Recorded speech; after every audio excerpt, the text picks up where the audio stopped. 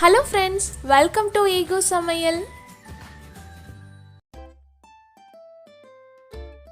இன்னைக்கு நம்ம Yegu சமையல்ல டொமேட்டோ சிக்கன் எப்படி பண்றதுன்னு பார்க்கலாம். ஒரு மிக்ஸி ஜார்ல கட் பண்ண தக்காளி, 1 டீஸ்பூன் இஞ்சி பூண்டு பேஸ்ட் இது ரெண்டையும் சேர்த்து நல்லா ஃபைன் பேஸ்டா அரைச்சு எடுத்துக்கோங்க. ஸ்டவ் ஆன் பண்ணிட்டு ஒரு கடாயில 2 டீஸ்பூன் ஆயில் ஆட் பண்ணிக்கோங்க.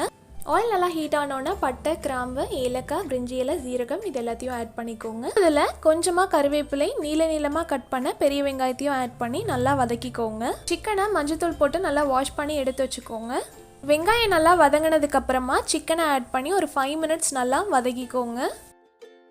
இப்போ இதில் நம்ம அரைச்சி வச்சிருக்க தக்காளி பேஸ்ட்டை ஆட் பண்ணி எல்லாத்தையும் நல்லா மிக்ஸ் பண்ணி விடுங்க. எல்லாமே நல்லா மிக்ஸ் ஆனதுக்கப்புறமா 1 டீஸ்பூன் கரம் மசாலா ஆட் பண்ணிக்கோங்க. இது கூடவே ஒரு 4 டீஸ்பூன் அளவுக்கு சிக்கன் 65 பவுடர், தேவையான அளவுக்கு உப்பு ஆட் பண்ணி எல்லாத்தையும் நல்லா மிக்ஸ் பண்ணி விடுங்க.